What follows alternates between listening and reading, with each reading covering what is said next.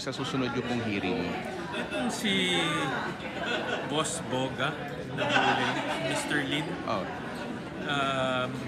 marami siyang revelations about yung Pogo sa Bamban,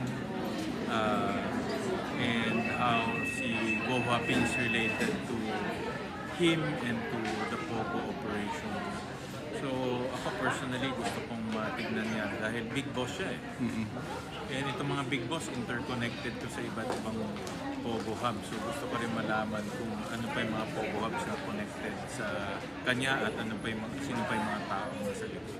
So I requested the committee to invite him para direksyon natin matatanong siya. okay. Sir, tingin nyo ba kailangan pa ng last na po ba itong susunod na hearing or tingin nyo meron pa? Since parang nanganganak pa yung... Oo nga eh. Actually, hindi naman namin inaasahan na yung issue ni Maslog papasok, itong si Boss Boga mahuhuli. So hindi naman namin inaasahan eh. To be honest about it, matagal nang gustong i-terminate ito, but maraming ang lumalabas na bagong information.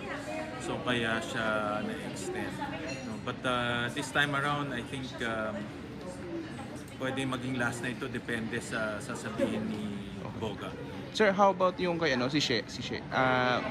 Meron Medyo na bang... complicated. Nalipat siya sa isang maximum security area. We were trying to reach out to him. Nakausap na namin yung company niya dati, yung Yantai Myanmar company. And ang sabi sa amin na transfer na siya sa isang maximum security prison. And So mahirap na sir, mahirap. medyo complicated. Hindi naman imposible, complicated lang. No? Dahil nasa custody siya ngayon ng Thai authority.